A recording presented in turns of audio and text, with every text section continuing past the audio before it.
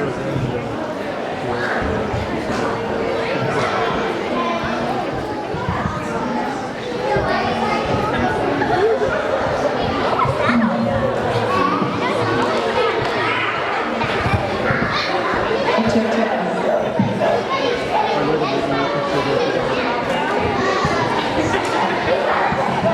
going to switch a couple of songs on the program. We're going to actually do Name of Masasa next. Is that right? Okay. This is Name of Masasa. Very, very old song. This is an Ibiera style song. If any of you were here at the very beginning of the concert, you saw Jim playing his Ibiera, like a Zimbabwean thumb piano. I wish I brought one to show.